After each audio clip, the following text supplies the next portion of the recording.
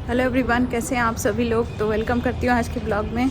और हमारा जर्नी चल रहा है एग्ज़ाम प्रिपरेशन का, तो वो मैं आपसे शेयर करूँगी। और अभी हमारे यहाँ एक बता रही थी ना, मेडिकल इमरजेंसी हो गई जिसकी वजह से मैं मायके आई हुई थी।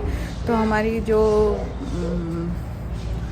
सासू माँ है, दादी सासू माँ, वो एक्सपायर हो गई हैं। तो इसलिए उनके बहुत सारे रिचुअल्स चल रहे हैं। तो हमें कई सारी चीज़ें नहीं करनी है, सब कुछ मना है।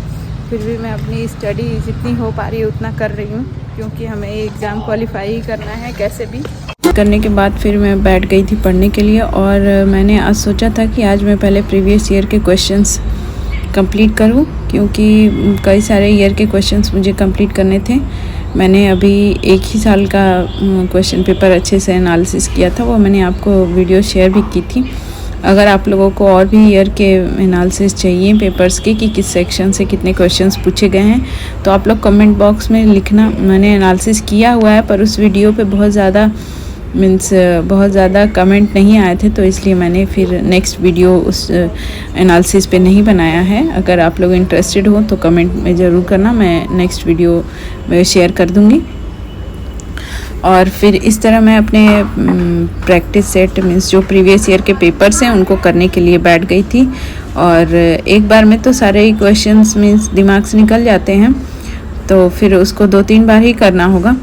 तो मैंने सोचा पहले एक बार अभी करती हूँ। ये सब पहले मैं पढ़ चुकी हूँ, बट ऐसा फिर पढ़ने पे ऐसा लगता है कि बहुत सारे क्वेश्चंस भूल चुके हैं। तो फिर से पढ़ना बहुत ज़रूरी है, इसलिए मैं उन सबको कंप्लीट कर रही थी। और ठंड पड़ रही है, तो इसलिए बाहर धूप में आके पढ़ाई करना ज़्यादा बेटर लगता है। तो मैं इस तरह से धूप में आ गई थी पढ़ने के लिए। और छोटा बेबी सो रहा था, तो मैं सोची तब तक एक ईयर का पेपर कंप्लीट कर लेती हूँ, फिर बेबी उठ जाएगा तो अंदर ही जाना पड़ेगा। इस पेपर में एक कटिंग आई हुई थी, वो मैंने जो रीड किया तो उसमें लिखा हुआ था कि मीन्स सारे केंद्रों से ये मांग लिए गए हैं, बट इसके सेंटर्स अभी डिसाइड करने में हो सकता है कि लेट हो।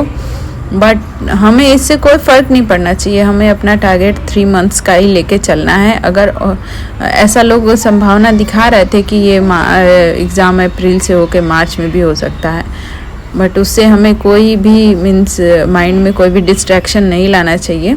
हमें अपना टारगेट 3 मंथ्स का ही हम बना के चलेंगे और इसी हिसाब से पढ़ाई करेंगे। और ज़्यादा अगर टाइम मिल गया तो अच्छी बात है, हम रिवीजन के लिए उसको स्पेंड करेंगे, बट हमारा टारगेट 90 डेज़ का ही रहेगा। उसी में हमको सब कुछ कंप्लीट करना है, प्रैक्टिस सेट भी करना है, इसलिए हमें अपना एक भी दिन वेस्ट नहीं करना है। और बाकी रही, हम सोसाइटी में रहते हैं तो हमारे साथ कुछ न कुछ ऐसा होता ही रहता है जिसमें हमें इन्वॉल्व होना ही है, क्योंकि हम सभी ह्यूमन बीइंग हैं। तो हम सब चीज़ से सब बोलते हैं सब छोड़ दो, दुनियादारी छोड़ दो, एकदम पढ़ाई में लग जाओ। ऐसा एक हाउसवाइफ होते हुए तो ऐसा पॉसिबल नहीं है, क्योंकि हमें सब कुछ देख के चलना ही पड़ेगा।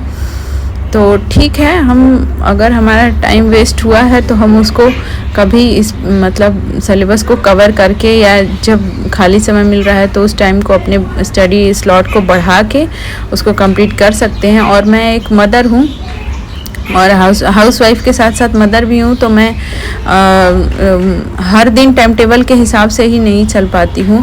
मैं अपना समय जब भी देखती हूँ फ्री थोड़ा रहता है तो मैं पढ़ने के लिए बैठ जाती हूँ, तभी मैं अपनी पढ़ाई कर पाती हूँ। अदरवाइज़ मैं देखूँगी एकदम शांति रहे, एकदम सब कुछ काम कर लूँ तब पढ़ूँ, तो ऐसा मेरे साथ कभी भी संभव नहीं होगा। मेरा पूरा जीवन ही गुजर जाएगा, पर ऐसा कभी कोई दिन नहीं आएगा।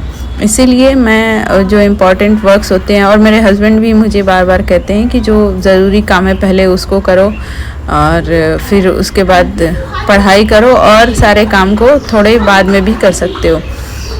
तो मैं ऐसा करने का ट्राई करती हूँ, बट कभी कभी ऐसा लगता है कि चलो ये काम फिनिश कर लो फिर पढ़ते हैं।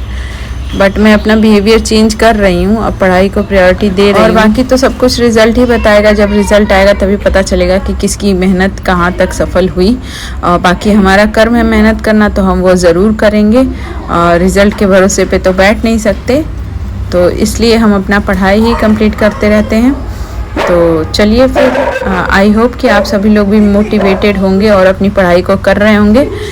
चलिए सबसे मिलते हैं कल, तब तक के लिए बाय बाय, टेक केयर।